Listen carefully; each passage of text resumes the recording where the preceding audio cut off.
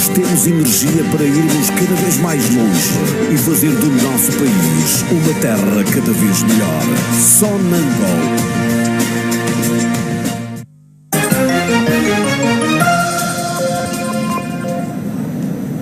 Boa noite, bem-vindo ao Telejornal. As questões e as situações que podem gerar manifestações de greve e as suas possíveis soluções estiveram hoje no centro das atenções da reunião que juntou o Executivo, os líderes sindicais e outros representantes da sociedade civil na Cidade Alta, em Luanda. O presidente e o encontro, ou seja, a presidir o encontro, esteve o vice-presidente da República, Bornito de Sousa, em representação do titular do Poder Executivo.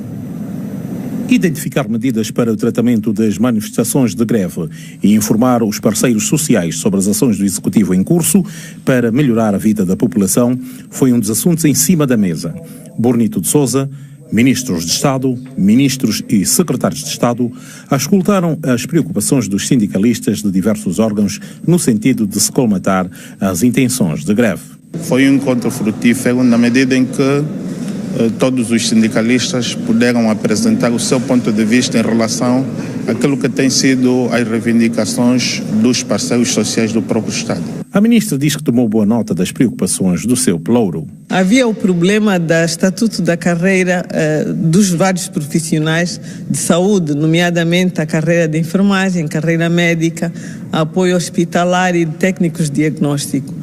Já foi aprovado este estatuto de carreira em Conselho de Ministros, está por esta altura a aguardar a publicação em Diário da República. Pelo Simprof, a reconvenção de carreiras e os salários são as inquietações. Não obstante o quadro financeiro, portanto, nós também tivemos a oportunidade de colocar as preocupações que afligem a nossa classe. O Sindicato dos Jornalistas levou 2 sugestões ao encontro. Nós manifestamos aqui ao vice-presidente a urgência de se aprovar essa questão das carreiras ou dos qualificadores, se quisermos, dado que tem resultado, pelo menos, em, por exemplo, não a ascensão de pessoas ou de profissionais, situação que resulta depois nas tais pensões que nós conhecemos, de 80, 90 mil kwanzas, por exemplo, para quem trabalhou durante 35 anos. Por seu turno, o Sindicato da Procuradoria-Geral da República não está muito satisfeito com as garantias do Executivo. Nós vimos que aquilo é um cenário, ou se não um exercício de bombeiros, porque realmente deram conta das situações que estão a passar pelo país, e acham que têm que ter esse encontro para acalmar os ânimos dos sindicalistas. O vice-presidente da República quer aperfeiçoar o diálogo e concertação permanente entre o Executivo e os parceiros sociais. É nesta perspectiva que se enquadra o presente encontro com vista ao reforço do diálogo e da concertação com os parceiros sociais. Insere-se nesse quadro o processo de recadastramento do pessoal da função pública, alinhado aos pressupostos da qualidade da despesa, bem como da reorganização e transparência da gestão dos efetivos e da massa salarial a si destinada. Está, de igual modo, em curso o ajustamento do sistema remuneratório da função pública e a retomada gradual do processo de promoções através da disponibilidade financeira do fundo salarial e autonomização da gestão corrente dos recursos humanos nos domínios da criação de vagas, abertura de concursos públicos e da mobilidade de quadros. O ministro da Administração Pública, Trabalho e Segurança Social considera de positivos os resultados do encontro. Foi o início da materialização das promessas de Sua Excelência o Presidente da República, quando no seu discurso de investidura referiu que queria abrir o diálogo à sociedade civil e particularmente com os sindicatos. O Executivo considera legítima a defesa de melhores condições de trabalho e salariais como contrapartida pela prestação de um melhor serviço ao público. Enquanto isso, hoje mesmo, a Função Pública de Cabinda decidiu cruzar os braços. Deu início a uma greve que, efetivamente, ainda não se sabe quando é que vai terminar. Vamos olhar para este encontro que aconteceu hoje na Cidade Alta, um encontro, como dissemos, orientado pelo Vice-Presidente da República, Bonito de Sousa, em representação de João Lourenço, Presidente da República, a primeira do género entre o Executivo e as organizações sindicais e ordens profissionais. Durante a reunião, o Vice-Presidente da República reafirmou o engajamento do Executivo no reforço do diálogo e da concertação com os parceiros sociais assumidos na altura da investidura do Presidente da República.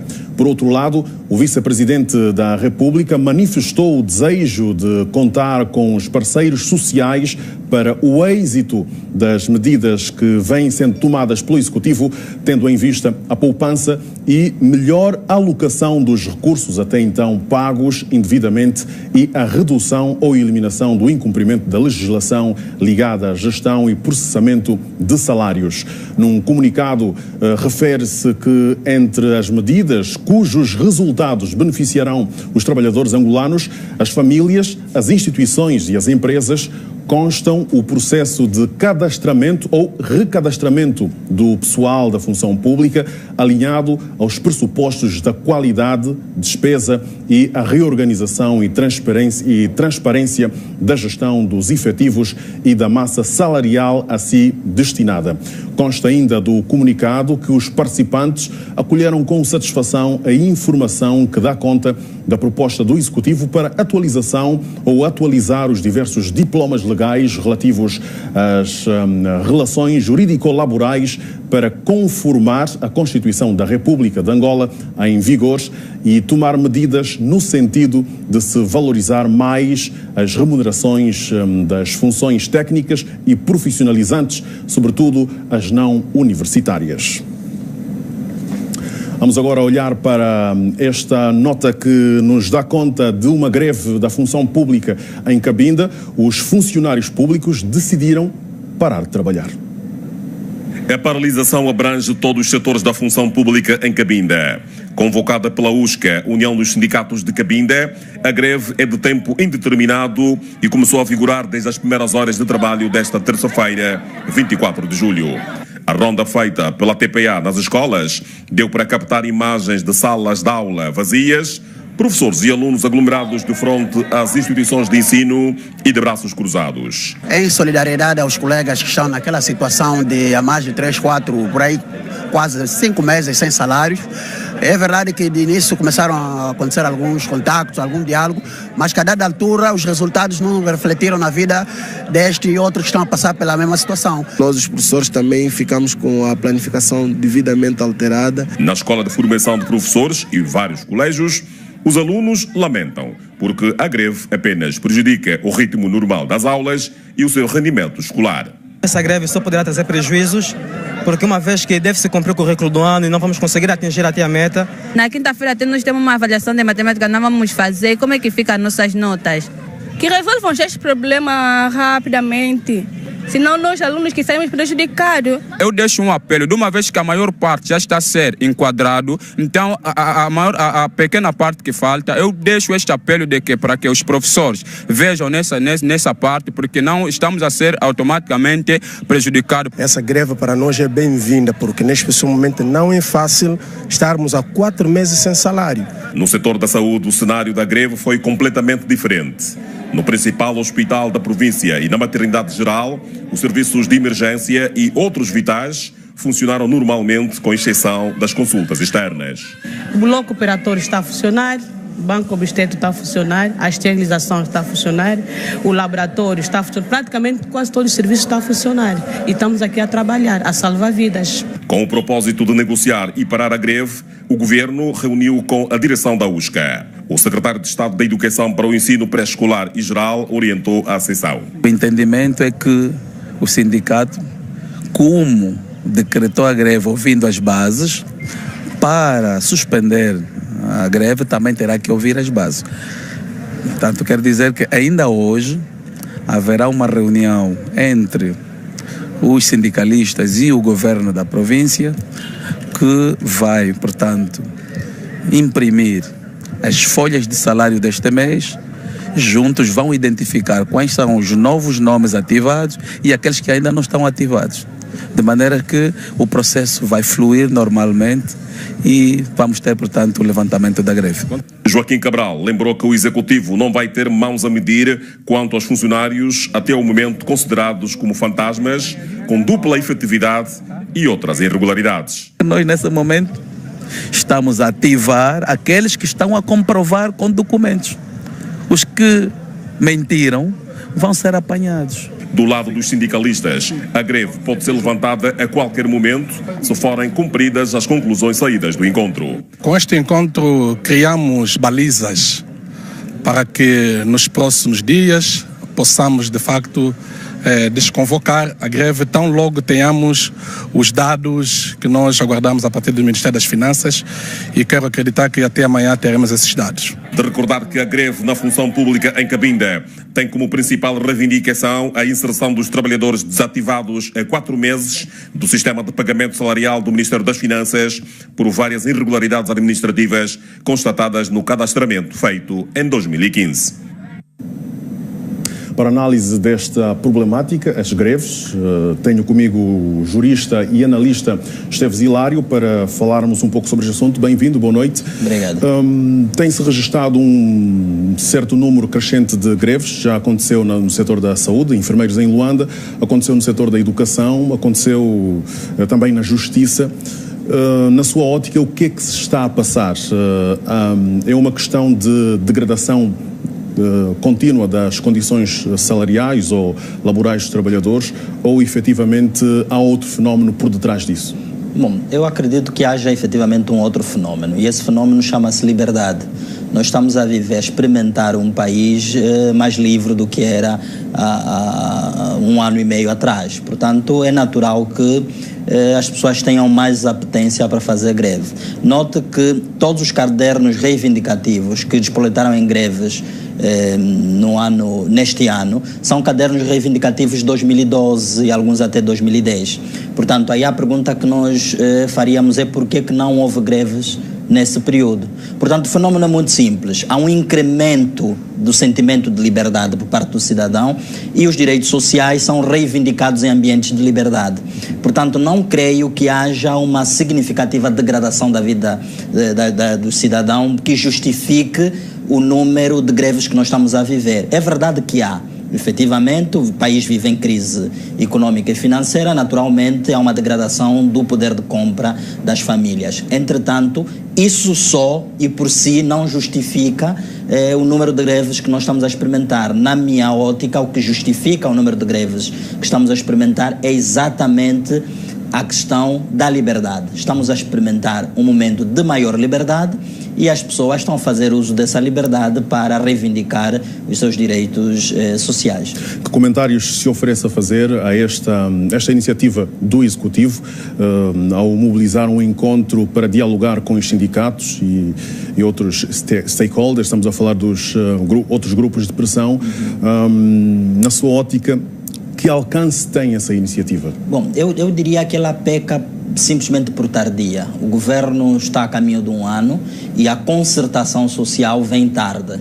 Eu tenho quase certeza que se essa reunião tivesse sido feita logo no princípio do mandato do presidente João Lourenço, isso não faria com que não houvessem greves. Atenção, portanto, as greves ocorreriam de qualquer jeito porque, como eu disse, estamos a experimentar um ambiente de maior liberdade. Entretanto, nós teríamos mais espaço de diálogo. Portanto, o Executivo aqui, na minha ótica, peca simplesmente por tardar este momento de diálogo com os sindicatos.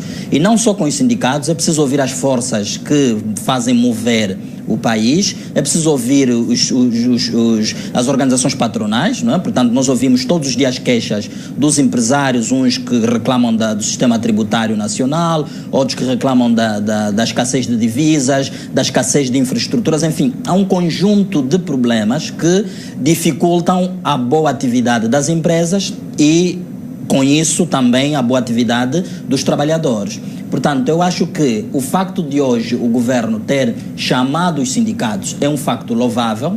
Como disse inicialmente, peca por tardio, mas sempre vale tarde do que nunca, não é? Portanto, o governo está no bom caminho nesse capítulo. Agora, eu gostaria que, em jeito de sugestão, que se estabelecesse um prazo para uma calendarização ao longo do mandato do presidente João Lourenço, não é, que vai até 2022, para reuniões periódicas com os sindicalistas e reuniões periódicas com os conglomerados patronais, porque não basta ouvir os trabalhadores, é preciso ouvir também aqueles que dão emprego a esses trabalhadores. Portanto, as empresas estão a passar por dificuldades tremendas e é preciso que se criem condições para que elas possam prosperar, porque a prosperidade das empresas é a garantia que nós temos de geração de empregos. Portanto, nós não podemos ter a ilusão de que através do aparelho do Estado, através dos concursos públicos, se consiga combater o desemprego. O desemprego há de ser combatido com a criação e a prosperidade das empresas. É preciso nós entendermos isso e deixar isso muito claro. O desemprego só é combatido com crescimento econômico. É preciso que cresça a economia, é preciso que com o crescimento da economia se gerem mais postos de trabalho e daí sim irmos diminuindo o nível de desemprego, porque eu entendo que as pessoas que estão desempregadas não podem esperar, não querem esperar, não podem, portanto querem as coisas para ontem. Entretanto, é preciso ver que não adianta nós inflamarmos a máquina pública com empregos só para satisfazer essas pessoas se nós não geramos produtividade. Portanto, é preciso criarem mecanismos macroeconômicos que gerem produtividade, competitividade entre as empresas, para que elas sejam produtivas e através da produção possam gerar os postos de trabalho necessários. Postos de trabalho e com as melhores condições de trabalho possíveis. Uma questão que lhe coloco, eventualmente a última, com esta abertura, esta posição de diálogo que o Governo agora apresenta, estarão criadas as condições para que a solução para os problemas, quer de condições de trabalho, quer salariais, que os trabalhadores estão a apresentar, sejam solucionadas não necessariamente pela via da greve, da paralisação dos trabalhos? Sim, neste capítulo sim. É verdade que o governo não pode prometer milagres, não é? Portanto, não existem milagres a esse nível. Entretanto, o ambiente de diálogo por si só é salutar. Porque assim, numa sociedade, quanto mais liberdades houver, maior é a necessidade de diálogo. Porque as sociedades menos livres, basta que quem tem poder imponha a sua vontade e assim se realiza. O presidente João Lourenço, desde que assumiu o poder, isso temos que lhe fazer esse tributo, tem patrocinado uma sociedade mais livre, com uma imprensa mais livre, com os sindicatos com maior liberdade, enfim, ele tem patrocinado isso. E este patrocínio provavelmente tem a sua parte negativa, que é o incremento da contestação social. Portanto, isso por si só não é negativo, é pelo contrário positivo. Desde que a contestação social seja recebida por quem governa na perspectiva de aprimoramento do diálogo. É preciso aumentar o diálogo com as organizações sociais. Esse é só o primeiro passo, como eu disse inicialmente. Gostava que o governo fizesse um calendário periódico, vamos imaginar, de 3 em 3 meses recebe os sindicatos e em seguida recebe os patrões também, porque precisam ser ouvidos, não é? Portanto, e periodicamente o presidente ou o vice-presidente, como entender, os ministros que superintendem setores específicos, aproximarem-se do cidadão, ouvirem as suas inquietações, ainda que seja só para ouvir, porque só o facto, algumas pessoas só precisam ter voz, precisam ser ouvidas, e assim se constrói a democracia. Muito obrigado, Esteves Hilário, por este comentário no Telejornal em Direto. Boa noite, contamos tê-lo em próximas ocasiões. Obrigado. 70% dos 4.400 candidatos que participaram do concurso público para a educação não foram apurados na província do Mochico. Responsáveis locais dizem que esses resultados apelam para uma profunda reflexão de todos, porque, segundo dizem, são um espelho da realidade de um grupo etário que vai dos 18 aos 35 anos naquela região do país. De cima para baixo, o vermelho prevalece. Sinal de que os resultados dos exames de acesso à educação não são encantadores e refletem uma geração a julgar pela idade dos concorrentes, 18 aos 35 anos. São resultados que nos levam a uma reflexão profunda, uma reflexão de todos os setores da vida da nossa província. Cada um de nós, seja cidadão, seja dirigente, seja pai, seja familiar e a sociedade como um todo, Temos que sentar e refletirmos sobre esses resultados. Dos 4.119 indivíduos que concorreram, apenas 30% aprovou. Nos locais onde foram afixadas as pautas, houve quem saísse alegre e quem nem por isso. Em 2014 tinha concorrido já, não dado certo, o sentimento foi frustrante. Agora ver a pauta e pensar que estou apto é fascinante, é bonito. Eu não acredito no tipo de prova que eu fiz e acontecer a nota que me puseram ali. Não estou satisfeito com isso. Reprovou? Sim, está com a nota 8,5. O Departamento de Inspeção da Educação detectou mais de 90 certificados falsos. Um dos requisitos, portanto, que o Ministério estava a exigir é a agregação pedagógica. E muitas dessas pessoas viram-se obrigados, uma vez que muitos deles fizeram punível, então não havia possibilidade de poderem concorrer, então havia essa necessidade de poderem ter um certificado que lhes conferisse, portanto, a oportunidade de poderem concorrer, que é o certificado da Escola de Formação de Professores. Senhor Inspetor, qual vai ser o próximo passo? Poderemos, portanto, lavrar um documento encaminhado ao diretor provincial e outro poderá vir a ser encaminhado para os órgãos de segurança pública para o devido tratamento, e imputarem a responsabilidade a quem cometeu, portanto, essas infrações. 70% do total de indivíduos que concorreu para ingressar na educação reprovou. Inspeção detectou mais de 90 certificados falsos e Direção Provincial da Educação do Mochico remete dirigentes e sociedade civil à reflexão. Para quem não passou de maneira direta e que se sinta injustiçado, a Direção Provincial da Educação do Mochico deixou o comunicado onde se pode ler no primeiro parágrafo. As reclamações vão de 25 de julho a 14 de agosto. Tal como o Mochico, quase todo o país já sabe quem foi apurado e quem não foi nesse concurso público do Ministério da Educação.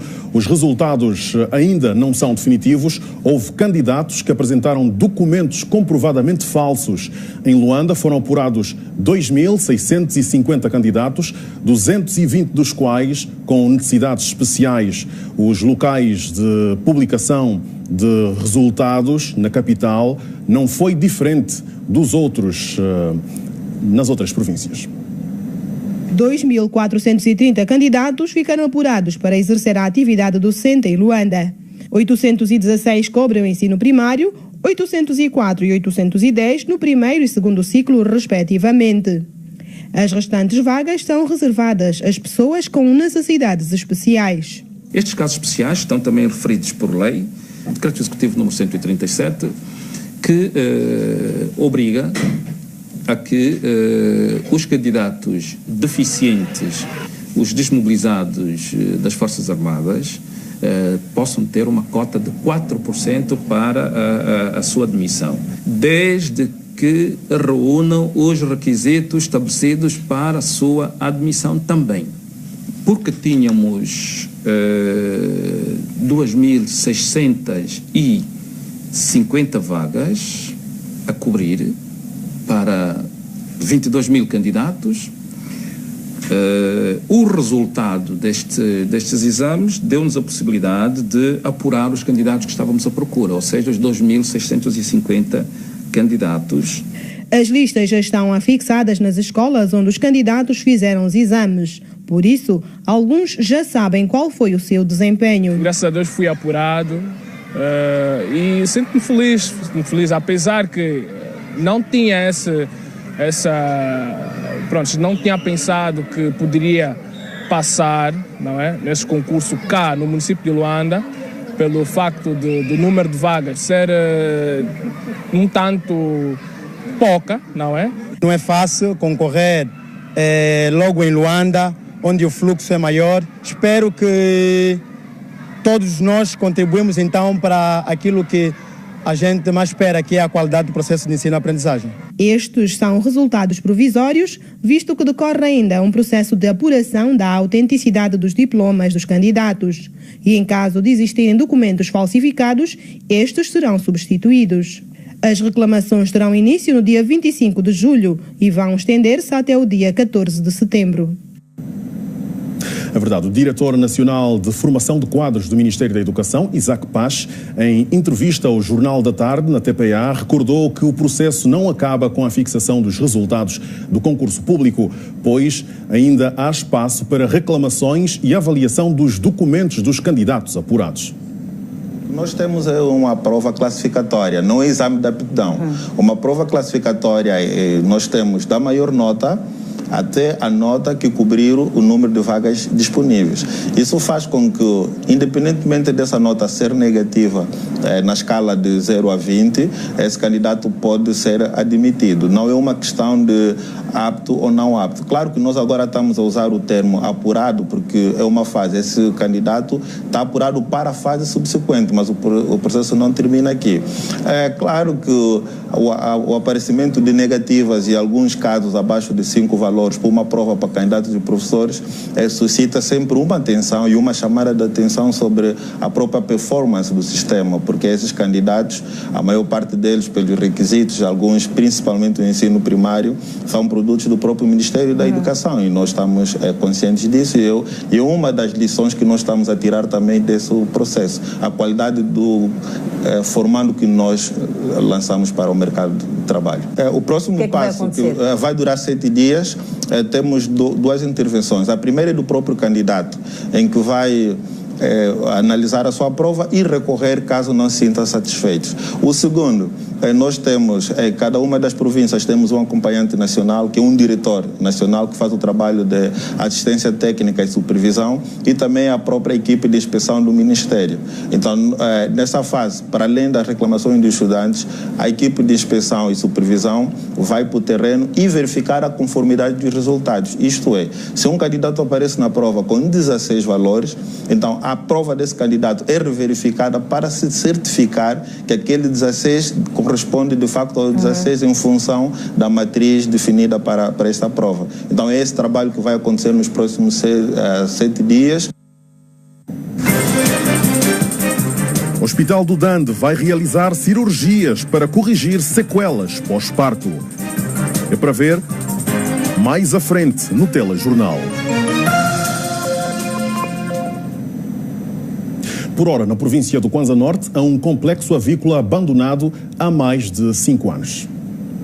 Projeto composto por uma fábrica de ração, 120 naves para a criação de aves, engorda e produção de ovos, construído no município de Lucala, no Kwanza Norte, existe há 8 anos e só funcionou apenas por 12 meses. Pensa-se em conceder algumas naves a privados, mas como falamos, ele é um projeto integrado. Fazendo contas, conseguimos ver que a cedência sem a contemplação dos elementos integrados para que tenha sucesso vai ser um problema para quem herdar essas naves. Virado ao abandono, o projeto conta igualmente com um matadouro industrial que tem a capacidade para abater e embalar 4.000 galinhas por hora. No interior da infraestrutura, são os morcegos que, aos olhos de quem aí se dirige, tomaram conta das máquinas. Se o governo investir tantos bilhões, mas esses bilhões deveriam trazer também 3 benefícios. O benefício econômico, o benefício social e o benefício financeiro. Os ovos normalmente, em Luanda compramos a 11.500. Em Malães compramos a 12.000 kwanza e pagamos a transportação. Eu espero que os donos dos armazéns, dos aviários do Lucala, que fazem qualquer coisa para ver se os aviários passam a trabalhar para o ovo ser mais barato. Pedro Manuel, um empreendedor no ramo da restauração na província, que muito já beneficiou do projeto, agora tem de se deslocar a Malange para a aquisição de ovos. De janeiro a fevereiro estiveram um pouquinho mais caro, né? De março até esse mês baixaram um pouquinho. Mais de 23 milhões de galinhas seriam produzidas anualmente no complexo avícola do Lucala, no Kwanza Norte, caso este tivesse a funcionar. 8 milhões de dólares é o valor global a ser investido pelo Banco Mundial na época agrícola 2018-2019 na província do Ambo. O facto foi revelado pelo responsável desta instituição de Bretton Woods, em Angola, que está a avaliar as ações levadas a cabo pelo projeto de desenvolvimento da agricultura familiar e do agronegócio na região. A província do Ambo possui potencial hídrico e solos aráveis. Mas este fator relevante só pode ser alavancado com o apoio da banca e técnicos qualificados. É com este propósito que o Banco Mundial está a investir na formação de especialistas agrônomos. A investigação aqui tem sido realizada, mas infelizmente, quando chega no momento, digamos que a investigação, o ensaio começa a terminar, rouba-se o milho, rouba-se as frutas, rouba-se tudo. Entre montanhas está a aldeia Sacamala, no município de Londimbale, que tem uma escola de campo controlada pelo projeto Mozap 2 e o Instituto de Desenvolvimento Agrário. São mais de 40 famílias camponesas beneficiadas. Costumamos receber a formação através dos nossos dirigentes, assim como o chefe Alchino e a Julieta. A coordenadora nacional do projeto Mozap 2 disse que em 2 anos de atividade as metas são satisfatórias e nesta época agrícola vão abranger mais famílias. Em geral serão 9.000 famílias. Então, se tivermos em conta que cada associação ou cooperativa depende, né? São mais ou menos 30 ou 40 membros, famílias, isso significa mais ou menos entre 200 ou 250 subprojetos. Os resultados da safra em 2017-2018 são animadores a nível da província do Ambo, o que obriga mais financiamentos. Em termos de componente da apoio à produção, existe uma programação de cerca de 8 milhões para esta campanha agrícola. O projeto Mozap 2 está instalado nas províncias do Bié, Malange e Huambo e apoia atualmente mais de 80.000 famílias camponesas. A Espanha quer alargar o quadro de cooperação parlamentar com Angola. A intenção foi apresentada hoje ao presidente da Assembleia Nacional durante uma audiência que Fernando da Piedade Dias dos Santos concedeu ao embaixador de Espanha em Angola, Manuel Romano. O embaixador do Reino de Espanha em Angola foi transmitir ao presidente da Assembleia Nacional, Fernando da Piedade Dias dos Santos, a intenção do seu país em elevar a relação parlamentar aos níveis de excelência existentes na cooperação econômica, política e de solidariedade. À exceção das 2 Assembleias Nacionais, entre Angola e a Espanha, nada existe para ser melhorado no campo bilateral. O Estado angolano sabe disso e é bom que os deputados também o saibam, disse o diplomata Manuel Romano. As relações estão já sendo muito boas. Nós temos aqui uma presença empresarial importante e queríamos que o presidente da Assembleia soubesse também que do interesse das empresas espanholas e da parte econômica do meu país, também a sua presença neste país. Nós queríamos que o presidente da Assembleia soubesse, como o governo sabe já há muito tempo, deste interesse espanhol em Angola. O diplomata espanhol classificou a agricultura e o turismo como áreas primordiais da diversificação para fugir à dependência do petróleo e disse que o novo primeiro-ministro espanhol Pedro Sánchez tem Angola na sua agenda de visitas de Estado e que, embora sem data, este acontecimento está para breve. O Comitê de Ministros do Comércio da SADC, reunido na sua 20ª sessão, aprovou o programa para a implementação da Zona de Comércio Livre. Até junho de 2019, Angola irá apresentar a oferta de redução das taxas para a região. As cidades da África do Sul têm sido, nos últimos dias, palco de muitas reuniões que têm a ver com a dinâmica de vários setores. Um deles continua a ser a implementação em toda a região da SADC da Zona de Comércio Livre. Sobre este assunto, o programa de Angola foi aprovado durante a 30ª reunião do Comitê dos Ministros do Comércio da organização, que terminou em Pretória. Os dados do encontro foram apresentados pelo ministro Joffre Van Dunen. Tivemos a oportunidade, neste caso, de explicar detalhadamente a calendarização das ações que levarão que até em junho de 2019 nós possamos apresentar as nossas ofertas de redução tarifárias aos países membros da SADC. Eu queria dizer que o nosso roteiro foi apoiado e aprovado. No ponto ligado às regras de origem dos produtos, as opiniões divergem, sobretudo em produtos como o açúcar e a farinha de trigo. O Comitê pediu que as propostas fossem mais aprofundadas. Os ministros orientaram o Secretariado a aprofundar os estudos no que diz respeito aos mecanismos que vão permitir que se encontre uma solução para os desafios em termos de competitividade nas 2 indústrias e também a aplicação de medidas de salvaguarda para proteger as mesmas pelo menos naqueles países onde elas são nascentes. O encontro discutiu os 4 pilares que vão nortear as ações da SADC, com destaque para a paz e segurança, desenvolvimento de infraestruturas, de logística e transporte, de modos a facilitar uma integração comercial regional segura. De Joanesburgo, cidade que irá acolher a partir desta quarta-feira a 10ª reunião dos BRICS. Os enviados da TPA, Haila Canganjo, Alberto Cameira e Faustino. Vamos partir nós para um rápido intervalo. Quando regressarmos, você vai ver um incêndio que consumiu 5 naves no Rogiaenda, aqui em Luanda, na rua do Funchal. Trata-se de naves que serviam de armazéns no Rogiaenda. É para acompanhar depois do intervalo. Até já. A população quer informação sobre as autarquias locais em línguas nacionais. Veja depois do intervalo.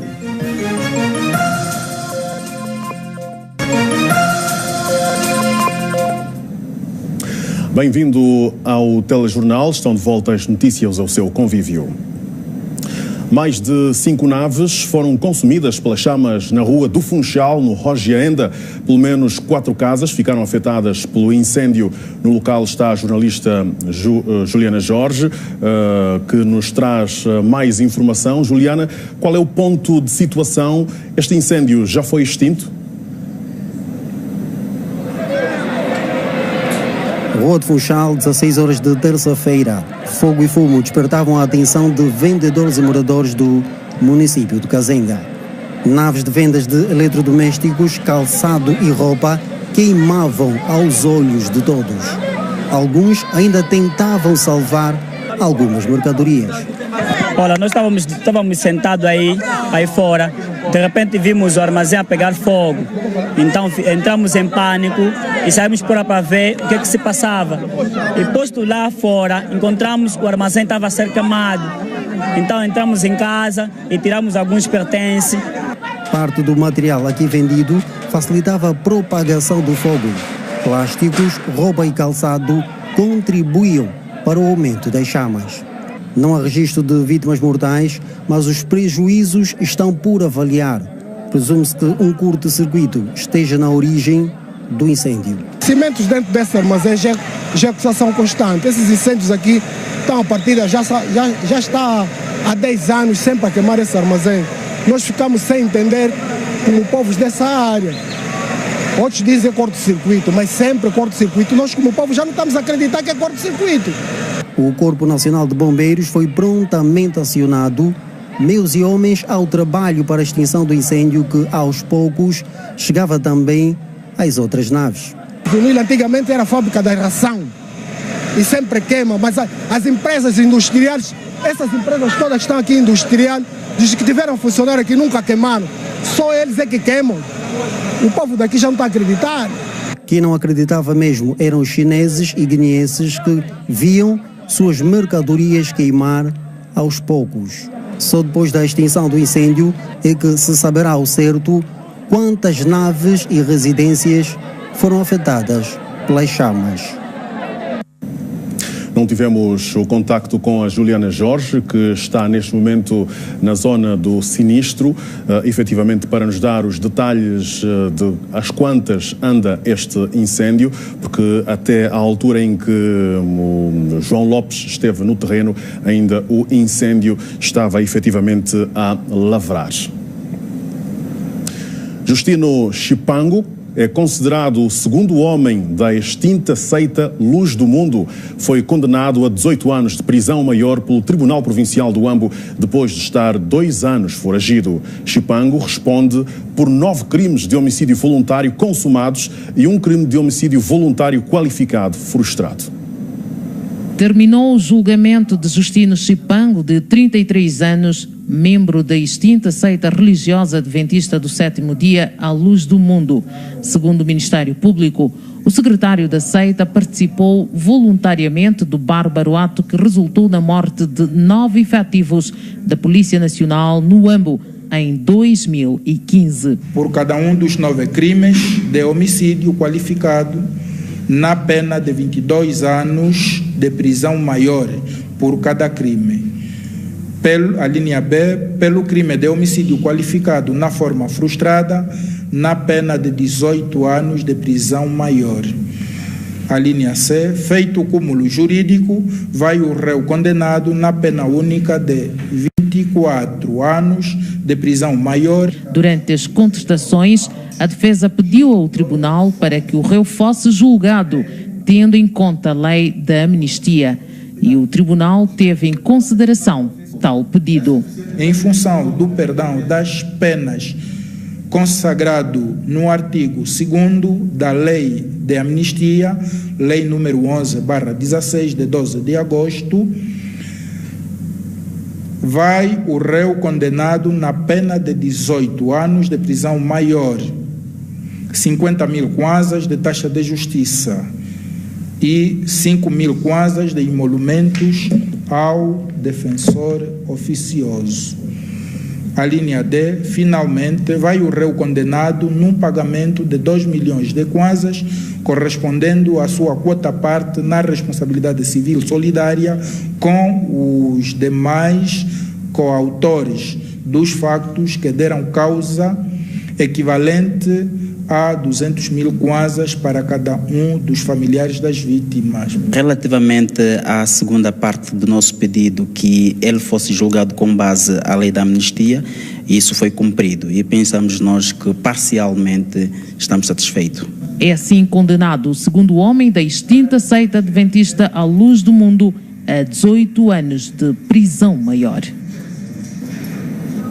Os membros da cooperativa Chitembo Tchanzala, no BIE, manifestaram a preocupação da população da comuna de Soma Kwanza, no município do Chitembo, pelo que chamam de invasão do perímetro de exploração de diamantes por supostos imigrantes ilegais que compram as pedras preciosas a preços muito mais altos em relação aos praticados pela cooperativa.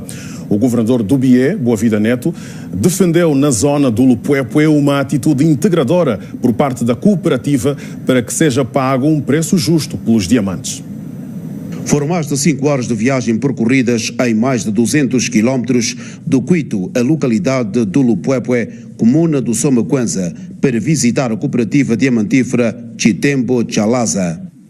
O terreno é arenoso, as picadas são abertas sempre que a outra está degradada em época seca, porque com chuva a comuna fica isolada e com viaturas como estas não é possível. As pontes são outro problema. E é nesta região onde está localizada a cooperativa que no início do projeto empregava 400 chefes de família das comunas do Mutumbo e Soma Kwanza, no município do Chitembo, reduzidos hoje a 271. Não são pessoas fixas no emprego, são pessoas que trabalham uma semana e querem ficar também uma semana em casa. De problemas para a empresa não é tudo. Há invasores no perímetro concedido à cooperativa. Temos tido invasões sistemáticas de garimpeiros nas caladas da noite, em que eles levam mesmo cascalho, tiram para fazer lavagens. Mas os nativos do Soma Kwanza dizem que a terra é herança deles. Outra escola de expiração de lança não podemos existir. Então o melhor é nós todos ter amor junto. Outra preocupação é a imigração ilegal. Mas o governador entende que para evitar os problemas apresentados é preciso um trabalho integrado entre a cooperativa, administrações municipal e comunal do Chitembo e Soma Kwanza, respectivamente. Aquilo que nós tivermos que fazer, vamos fazer dando a conhecer as entidades superiores, não é? Por exemplo, a necessidade de haver aqui autorização para vocês fazerem a compra. E depois, a política da compra tem que ser a melhor oferta. Porque os estrangeiros só vão ter espaço aqui dentro se nós deixarmos. Eles têm que encontrar uma organização aqui dentro que não lhes permita afirmar. A venda de diamantes é feita na província do Bié, as empresas credenciadas Endiama e Sodiama, mas não foram revelados os lucros nem os investimentos do projeto. Há falta de água corrente, energia elétrica e técnicos qualificados no Hospital Regional da Barra do Dande, na província do Bengo. A Ministra da Saúde, Sílvia Lutucuta, visitou esta unidade hospitalar. A Ministra garantiu a resolução destas carências. Sílvia Lutucuta anunciou também uma modernização do hospital que o vai habilitar para a realização de cirurgias para superar lesões que algumas mulheres acabam por contrair na sequência do parto. Ganhou notoriedade nacional por conta das consultas do Fórum Neurológico e pela qualidade dos serviços prestados à população. Graças a Deus as enfermeiras são boas, nada deu custo. Entretanto, nos últimos 2 anos, a unidade tem estado a debater-se com a falta de energia elétrica e de água potável. Em fevereiro nós perdemos o último grupo gerador e tem sido um exercício tremendo para manter os serviços no hospital. Com 112 camas, 160 profissionais, entre médicos, enfermeiros e pessoal administrativo, o hospital já atendeu perto de 500 mil pacientes.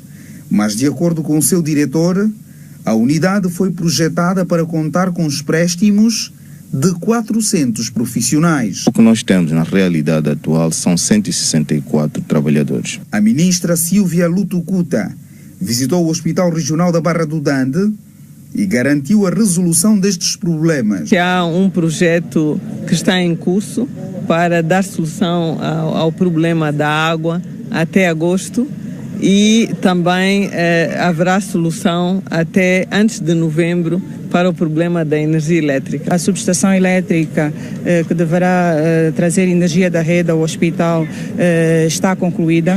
Neste momento o dono da obra, que é o Ministério da Energia e Água, já está a fazer os ensaios. Portanto, a qualquer momento deveremos ter essa situação completamente acautelada. Ainda no Bengo, a ministra anunciou para breve a realização de cirurgias de fístula obstétrica naquela unidade sanitária. Trouxemos a equipa da maternidade Lucrécia Paim, um médico italiano que tem trabalhado nisso e já trabalhou várias vezes na província do Ije, tratando destas mulheres que ficam com seu futuro muito sombrio. E nós pensamos, com toda a infraestrutura, criar condições para ainda este ano, em dezembro, à semelhança do que vai ser feito em setembro no Ije, também fazermos cirurgias destas fístulas no Hospital da Barra do Dande. A Baía dos Tigres, na província do Namibe, e a área oceânica das montanhas submarinas, localizada entre as províncias do Kwanza Sul e Benguela, serão zonas protegidas por abundar nelas várias espécies marinhas. A África subsaariana tem quase 20 reservas naturais. Em Angola foram identificadas 7 áreas de importância ecológica e biológica. Essas questões estão a ser tratadas num workshop regional do qual participam representantes de Angola, Namíbia e África do Sul. A costa marítima angolana tem mais de 400 espécies marinhas. A afirmação é do diretor nacional para os assuntos do mar do Ministério das Pescas, Antônio Barradas. Entre todas as espécies, a sardinha e o carapau ocupam as primeiras posições na dieta alimentar das famílias em Angola. É por isso que nós aí mesmo batemos mesmo no chão, queremos que os barcos vão no mar e mesmo para trazer sempre carapau. E quando não há pesca de carapau, nós aqui sofremos muito. O ordenamento do espaço marinho para a confirmação em quantidades e buscas de outras espécies não identificadas está a ser efetuado numa área experimental de 370 quilômetros que vai das Palmeirinhas, província de Luanda, à foz do Rio Tapado, na província do Kwanza Sul. As áreas marinhas de importância ecológica, biológicas e as montanhas submarinas da Baía dos Tigres deverão ser definidas como áreas protegidas. Esta medida visa proporcionar melhor ambiente de estudos com concurso de perícia estrangeira. Portanto, quando se fala do ordenamento do espaço marinho, estamos a fazer com que as atividades sejam realizadas de forma integral, né, para possibilitar que os investidores possam vir em Angola ou mesmo os nacionais investirem de forma organizada. Em 2017, foram identificadas em Angola 7 áreas de importância ecológica e biológica, das quais uma transfronteiriça. O estudo de dimensão regional envolve a Namíbia e a África do Sul, 7 e 5 áreas reservadas, respectivamente. South Africa. Neste momento, a África do Sul tem 5 EPSAs na sua zona econômica exclusiva, dentro daquilo que a gente chama o grande ecossistema marinho da corrente de Benguela, portanto na costa ocidental. Tem 2 áreas transfronteiriças com a Namíbia e tem muitas outras na parte oriental da costa da África do Sul. 14, I think is the correct number. So for Namibia we have na Namíbia nós temos um total de 7 EPSAs. Dessas 7 EPSAs, 4 são EPSAs nacionais, que existem apenas no território no mar da Namíbia. 2 são transfronteiriças que partilham com a República da África do Sul e uma transfronteiriça que partilha com a República de Angola.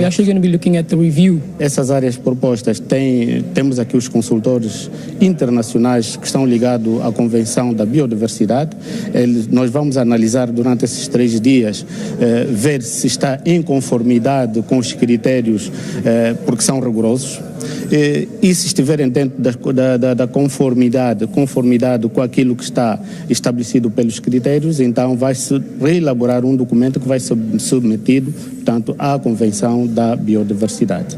Os países da África subsaariana, mais concretamente os pertencentes ao grande ecossistema da corrente fria de Benguela, estão em fase de revisar e validar as 19 reservas naturais em critério da Convenção da Biodiversidade e garantir sustentabilidade dos recursos. O workshop decorre em Luanda com duração de 3 dias.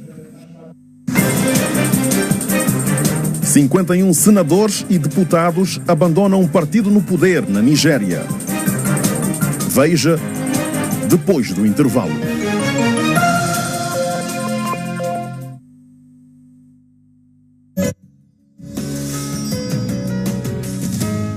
O Unitel Power chegou à tua província. Participa no casting Quando Cubango, em Menongue, Parque de Estacionamento do Caminho de Ferro e Cabinda, Campo da Banca, dias 27, 28 e 29 de julho. Já conhece o plano Medicare Platinum mais VIP? Neste plano, tem descontos até 70% em serviços de saúde e bem-estar e apoio grátis às suas viagens. E nem vai acreditar, paga o plano em kwanzas e todos os descontos são em euros. Não perca tempo, faça como eu. Comece já a ligar. 225 19 08 80. Por isso dou cara pelo plano Platinum mais VIP. Tem descontos até 50% em mais de 8.500 serviços de saúde. Segundo a opinião médica internacional, grátis. Marque os seus hotéis e restaurantes com descontos até 70%. E o seu transporte para o aeroporto de Luanda não tem custos. Terá ainda acesso grátis à sala VIP do aeroporto de Luanda. Ligue e saiba tudo. 225 19 08 80. Inacreditável. Tanto por tão pouco, a um preço muito acessível. Seja VIP com a Medicare. Nós tratamos de tudo. Ligue 225 19 08 80. Faça como eu. Cuide de si e da sua família. A melhor seleção da semana está no Quero. Não perca! Neste Bolacha Maria, agora por 499 kwanzas. Quero. É qualidade a preço baixo. Quero. É o maior. E perde Angola. O combate à corrupção, a liberalização do mercado cambial e a transparência na contratação pública. Que mais falta fazer para a retoma da economia? Saiba tudo na revista Economia e Mercado de Julho, agora com o novo layout.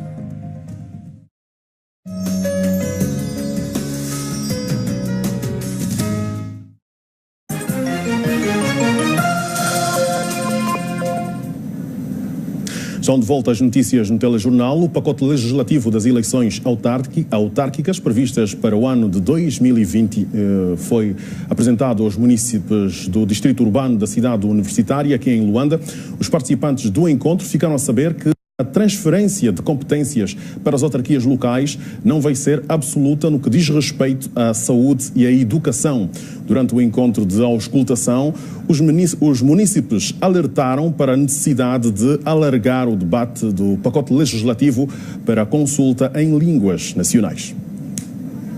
As autarquias visam conceder aos municípios e distritos urbanos maior autonomia no âmbito da desconcentração administrativa. As autarquias são bem-vindas para a nossa sociedade e nós estamos à espera, estamos a fazer tudo por tudo para ver se a população esteja galvanizada e participe nesse ato que é muito importante para o nosso país.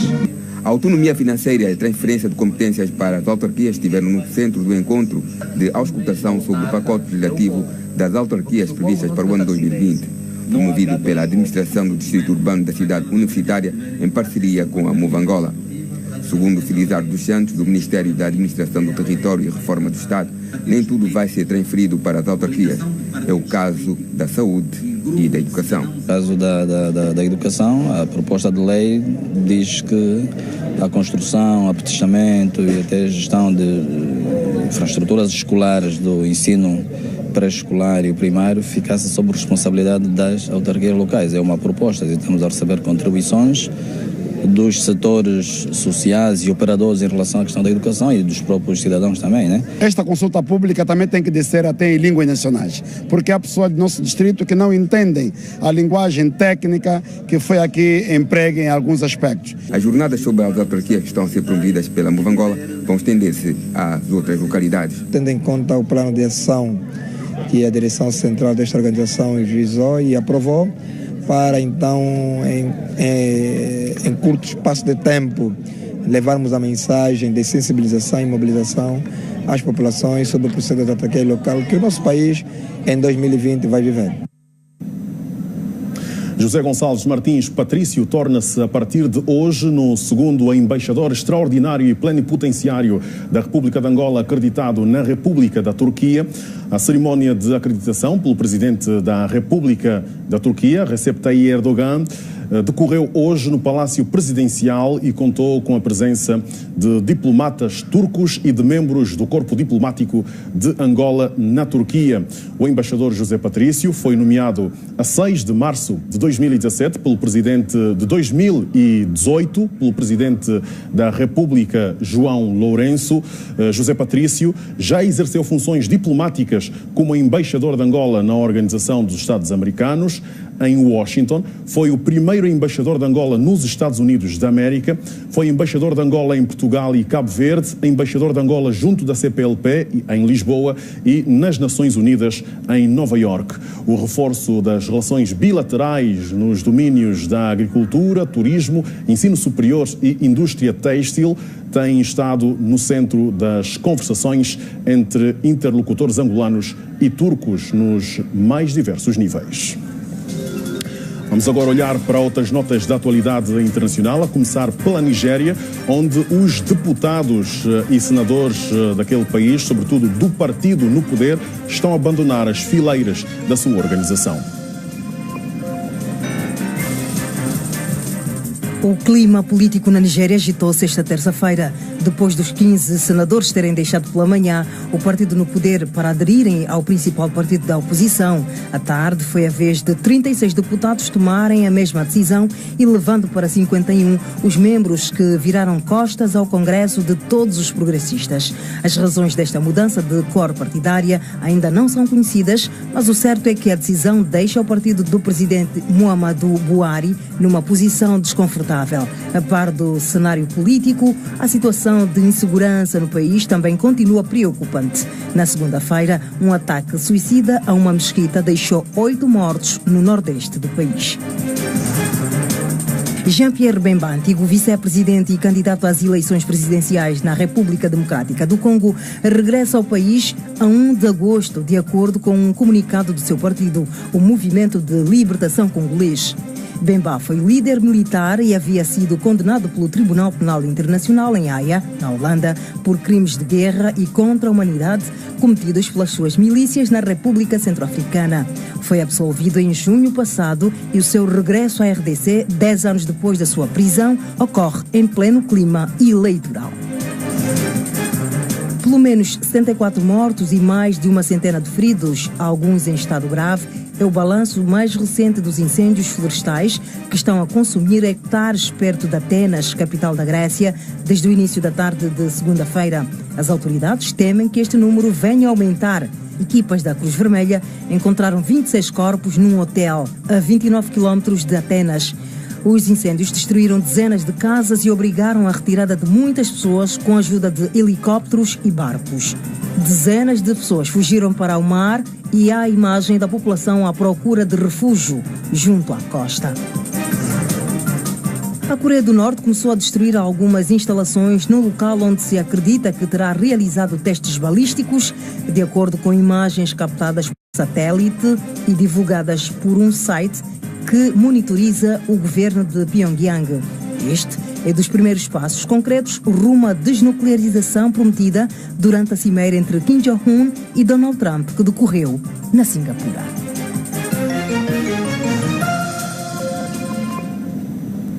É com a atualidade mundial que encerramos essa edição do Telejornal. Não nos vamos despedir sem antes deixar-lhe ou chamar a sua atenção para duas notas. Amanhã, a partir das 21 horas, isto é, depois do Telejornal, a Televisão Pública de Angola vai estrear um novo conteúdo informativo.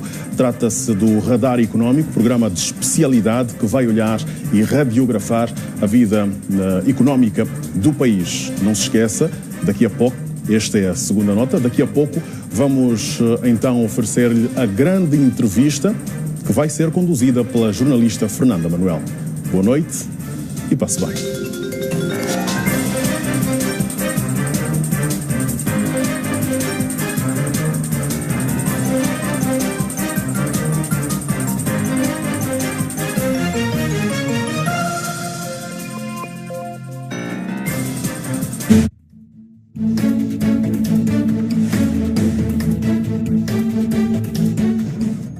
Transacionados no mercado secundário de títulos do Tesouro, cerca de 600 milhões de kwanzas em 9 negócios realizados. Do montante total, cerca de 575 milhões de kwanzas foram registados no mercado de bolsa, enquanto que a negociação dos restantes 25 milhões de kwanzas ocorreu no mercado de balcão organizado. O BFA foi o único banco de intermediação da sessão.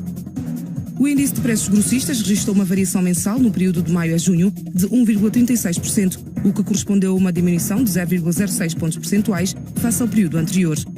Já em termos homólogos, a variação foi de 15,95%, uma diminuição de 11,44 pontos percentuais.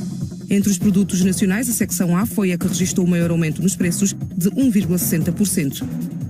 O Banco de Exportação e Importação da Índia disponibilizou 12 milhões de dólares para financiar um projeto de descaroçamento e fiação de algodão em Malange. Este montante constitui uma parte dos 15 milhões de dólares que estão previstos no âmbito de uma linha de crédito da Índia para Angola, acordada em novembro de 2009, com o intuito de desenvolver a indústria têxtil. A taxa de câmbio média do kwanza registrou uma variação, situando-se nos 253,91 para o dólar e nos 297,129 para o euro. Os preços do barril de petróleo iniciaram a sessão a valorizar, contudo as preocupações em relação ao aumento da oferta no mercado levaram que os preços da matéria-prima fechassem a sessão em baixa. O Brent caiu 0,01% para 73,06 dólares por barril. O FMI atualizou as projeções económicas para a América Latina, prevendo que a Venezuela enfrente uma queda de 18% do PIB e uma inflação de 1 milhão por cento no final de 2018. O fundo argumenta que o país continua inserido numa profunda crise económica e social. Os principais índices bolsistas norte-americanos encerraram em terreno positivo, com exceção do índice Dow Jones, que cedeu 0,06%. Estaremos de volta amanhã com mais notícias dos mercados financeiros.